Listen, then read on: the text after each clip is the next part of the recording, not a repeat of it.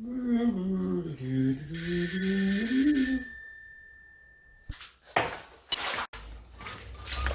another bike rider. Who's it this time? Oh, it's Harley. Probably wants to know how to wax his chain properly. Yep, that's what we're here for.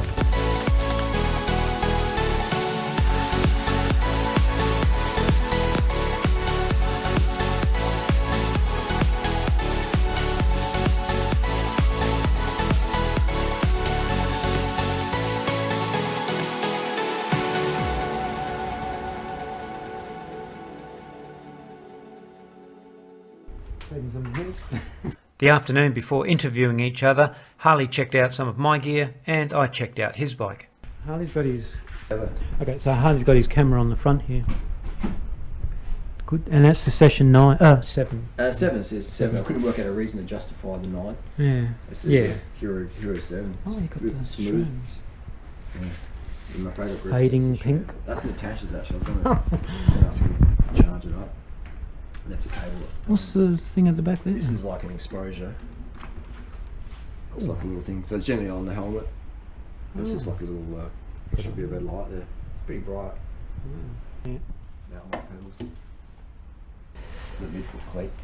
Steve Hogg, shout out. Then it was on to chain wear and waxing, measuring Durianrider's chain. What has he got? Oh my goodness me! Time for a new chain. Using the KMC digital chain checker, neither of us could work out how to use the thing. It had been 2 years since I'd used it, so we ended up consulting the instruction manual. Within 30 seconds, we were measuring the chains properly. We're still measuring chains here. Harley's got this chain obsession now. Well, let's get on with the interview.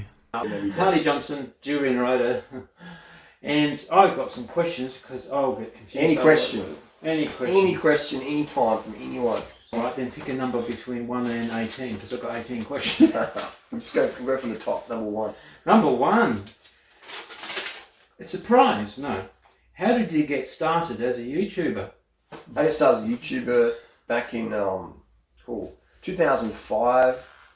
I was in Thailand and with a friend, Kelly, and she's like, you should get on this YouTube thing. And I was so not tech savvy, I was just like, you know. And she went to this internet cafe so she could show me what YouTube was, and YouTube was banned in Thailand at the time. And I was like, oh, this is no good, it's banned, this is dumb. But I was just saying it was dumb because I didn't know how to do it, and I was feeling insecure that I didn't know how to do something that was probably going to be pretty good for me and my goals in life. And so Kelly was like, yeah, you should do it. And then eventually, a couple of years later, I worked out how to upload a YouTube video. And then I went from there. It's 2008, my first ever video. I had a friend in Thailand, well, not a friend, but like a comrade in that sort of vegan scene, raw food, fruitarian scene. He was using heaps of plastic bags to carry a durian. And I was thinking, Matt, like, you're using all these plastic bags on video, like, what's this not eco? So I was so frustrated, I went out and bought a camera that day, a little Pentax, and then made my first video when I'm eating pineapple and using no plastic. And that was my instigation to start. So Matt Monarch was the instigator, my friend Kelly, and went from there. And then I started using YouTube to answer people's questions and emails. I was getting a lot of nutrition advice instead of typing out a long essay, which I enjoyed doing, but time-wise, I just thought I would just make a video and send the link, and then everyone can benefit. And so I started from there. And then 2011, I realised you can monetize your account, and then went from there as well. So yeah, so 2008, I did my first ever video. Super shy, super insecure. Yeah, and there's like 12 seconds on or whatever. It's still up today. The people who helped me most in my life were the people who didn't bullshit me, who didn't care about my feelings. They're like, this is the truth, whether you like it or not, this is how it is. And sometimes I'd cry, and sometimes I'd be like pissed off or hate them or whatever, and I was thinking, hang on, like, that's logic, that's the truth. Doesn't matter if I don't like it or not. That's it. That's the direction. So I try and pay it forward and be the person that, you know, all those people in my life, men and women, have been so brutally honest to me.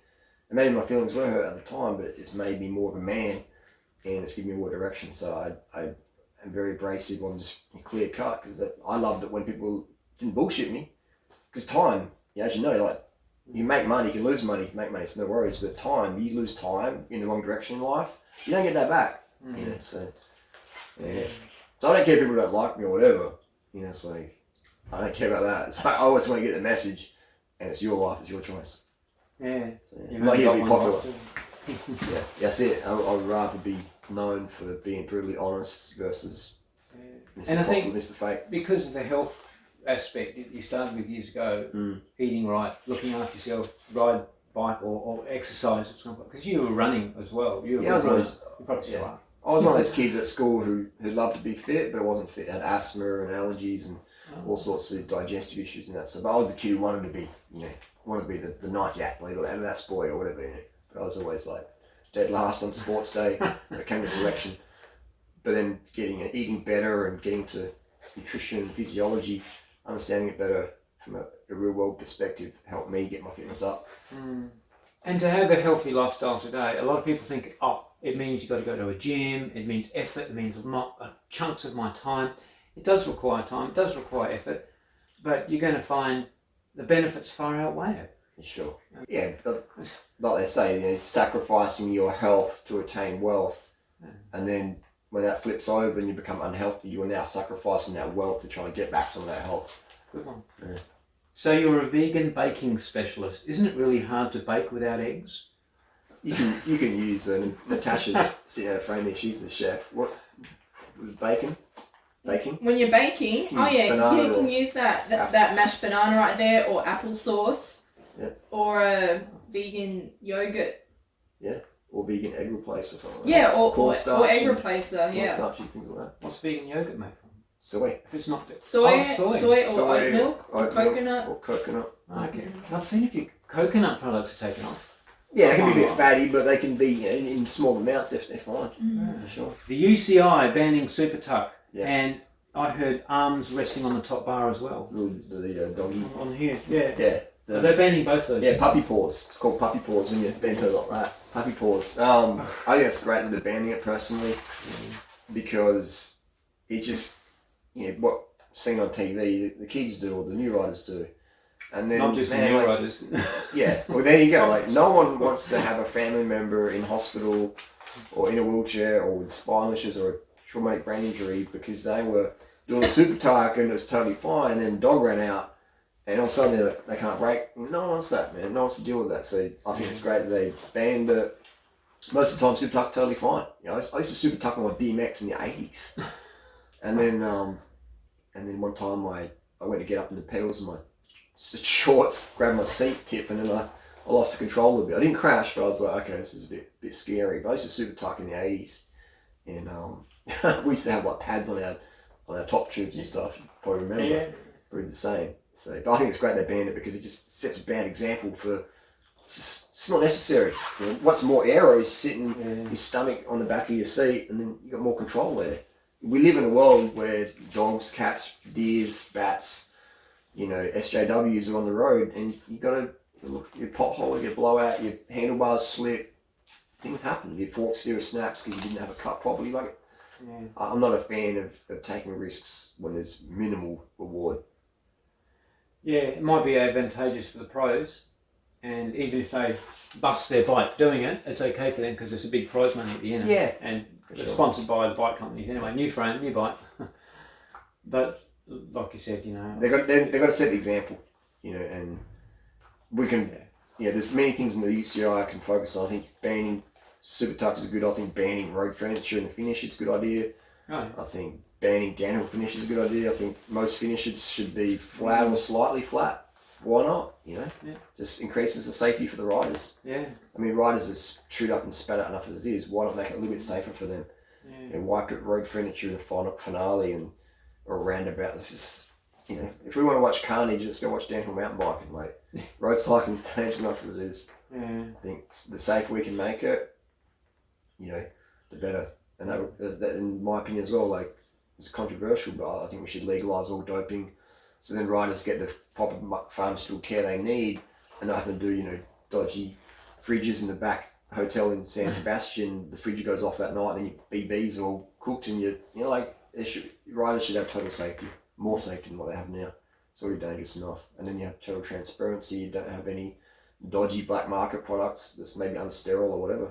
So it's just safer, less stress, Just transparency. We need more transparency in the world. Drugs ain't going away in any sport. They're here to stay. They always have. Always will be. It's made to be made. Let's make it safer. Yeah. People like to watch gladiators. We want gladiators. I don't want cycling to be clean or running. It's not. It never was. It never will be. Don't be in fairy tale world thinking it is. Running, swimming, tennis. I want to see gladiator sport out there, but I also want athletes to have safe, because they're entertainers at the end of the day. These athletes are purely just entertainers for marketing reasons, for us, spectators. I want them to have safety. I don't want them to die or have fear of jail repercussions because they're doing what the sponsors want them to do. I want them to be human and have an experience and have a good quality of life without having this. Because these days, if you take drugs and get caught, and it's just social media, oh yeah. It's like everyone's on it, man, at the top. All sports, everyone's on it. And you can live in fairy tale world think they're not, but you'll find out the truth one day. Yeah. It's just human nature. People die every day from starvation. Yeah. You're taking something, people are surprised that someone's going to take something to help their health. When you train that hardcore, you're running your thyroid and hormones into the ground, your bone density, that's not healthy. And to do your job, your sponsors say we've got to race here, you got to race there, you got to race this, and you got to hold this bottle here, and it's not possible to do that naturally at all. And you've got the young generation. Like I've seen as young as 14s and 13, 14, and they want to start muscle building and all that sort of thing. And I've seen, there's a family I know, and their son is definitely on steroids because you saw him 6 months' time. It's like it's the same guy. We see it on Instagram. It's just solid as. And he works at a gym, but there's no way you're going to be like that side out. And he's only 17 now. And he's just a massive, thick guy. I would say that's very common. I would say that's steroid abuse. The dosages people are taking to get, swole, that's a very high dosage. The dosages of drugs used in swimming, cycling, running, marathon, athletics is pretty low dose. It's relatively safe. And it would be safer if we could have no black market product and have just all legitimate product with a less stressful environment and have better doctor supervision versus under the table doctor supervision. Safety. Yeah. But again, the public do not want that. They want the fairy tale. At the expense of people's health. Don't we all like Chris Foome has got his own YouTube channel. Hi, Chris. Good guy, Chris. Yeah. He's from South Africa. And a lot of these top cyclists and top sports people have a bit of a rough upbringing. And I think Chris has been through a few things. Yeah. So we've got other on YouTube. You've got ones like Alex Dowser, which is quite a few. He's got Willie Schmidt. Yeah. Cameron Jeffers. Yeah. Adam Hansen. Yep. And I mentioned Phil Gayman, although he's retired now. Yep. But he's quite Cookie. Cooking, yeah, man. We all love Cookie. Yeah. So I think it's a good thing because I've even seen Formula One driver. What's that? Rocco Rosberg. He doesn't have to go on YouTube. A lot of these people have got a lot of money already and well known, and they can pursue it. I'm not saying so, but if Chris finds that things, his health, his recovery may not occur the way he thought it would. Through his crash, yeah, it may not, because you're talking about the elite of the elite. Yeah. Chris has been and still considered to be the elite of the elite. And if he's not up to that, because of the crash, and he might never ever will be, then he's still respected in the cycling industry. So, and he can put his face on Kellogg's cornflakes. Yeah. But YouTube can do that without. So we would watch his channel for what he does. That's right. No, Chris is a good dude, good for the sport, and always hear a lot of good stories about Chris Foome from fans and fellow riders, and I haven't heard anything bad about Chris. Yeah. How he conducts himself as a person, it's good. Yeah. It's good. It's whatever. Lance Armstrong, he did a lot for the cycling industry, like you said. 100%. Yeah. I mean, when he was racing in the 90s, mid to late 90s, it's like every magazine, when the glossy cycling magazine comes out, there's Lance, what's he riding now, what's he doing now, look at him going around the corner. Yeah. It was just an idol. Like from shoes to helmet, what's he wearing? Can I buy that? So that's why I have an issue with these brands out there who cut ties with Lance. It's like, man, Lance made you guys money. You know, Lance paid for your coke parties and stripper fests, like, and then you're gonna throw Lance under the bus. It's like, come on, man. So many people made money off Lance, and Lance, let's look at his history. You know, came from a broken home, single mum, rejected by his biological dad, rejected by his stepdad, didn't have, you know, good times at all with his authoritarian father figures in his life. So he had a mad chip on his shoulder. It's like, you know, just you know, people got to use me, I want to use people, and he's just going charging through, huge talent, huge chip on the shoulder, huge drive, and all those combinations. Then goes to Europe, gets on the program, juices up, you know, and then gets his testicular cancer. Team cuts him. See you later, buddy. You're disposable now, and he's just like, all right, I'm coming back, and I'll show you all you guys. And he did. And so I think Lance was great for the sport. And then when he came against Lance, he was just Texan, single mum kid, just chipping the shoulders, fighting him back, which is anyone would have done. And so I think how Lance was treated was quite unfair. You know, how much he's given to the sport of his life and all the crap he got. And yeah, I don't think it's fair at all how he got treated. And the people he treated, you know, some of that wasn't good, but some of that's just in context. They were trying to take him down. So what are you gonna do? You're gonna fight Lance? He's gonna fight you back. Leave him alone, he'll leave you alone. Simple as that. You poke a pit bull, it's gonna give you a nip. Yeah. So yeah, but yeah, Lance. I mean, all the tech we've got: Shimano, carbon fiber bikes, carbon fiber wheels. Lance made everything. Yeah, he was the tide that raised all the boats. Not many boats. Lance rose all the boats in the tide. You know, he rode the UCI's boat. He rose, you know, Tygart's boat and USADA's boat. He rose everyone's boats, and he still does today. So he's quite an exceptional human being, a great person in history. Could he be better? For sure. But what he's done, he's left the biggest legacy ever, I reckon. Yeah. In sports history. Yeah. If you could have anything on a billboard, what would it be? Anything on a billboard, what would it be? Oh, there'd be a lot of things. Just be telling people to eat more carbs, go vegan, ride your bike more, treat people how you want to be treated, and eat less fat. Eat less fat. Don't be a douche. Yeah. Yeah. Yep. There you go. You heard it from the carb man himself. That's what message I've got over the years from you. Yeah. Shut the carbs, sugar, the carbs, and less fat. Yeah. Go to bed early. Go to bed early. Yeah. Water. Yeah. Water was another one you used to Sleep, do. water, sugar, drink enough water so you're peeing clear in 2 or 3 hours. Yeah. If you're going to use any caffeine or stimulants, don't use them every day. Just moderate them. Otherwise they can give people anxiety and mental health issues. Yeah, and treat people how you want to be treated. Vibe check yourself. How's your vibe? Always check your vibe. Check your vibe like you check your watts. Check your vibe like you check your, you know, your posture or whatever. Just vibe check it. And have that self-awareness. And I think we can get the world a lot better. Yeah. Well, we ran out of time to ask all 18 questions, but we'd like to thank Harley and Natasha for sharing their time with us today. And no doubt we'll catch up again soon. And Natasha as well, she's got pink bar tape. Oh, you got a felt bike. Oh, okay. Yeah. Bag on the back. Pink seat post. Oh, pink seat post. Yeah.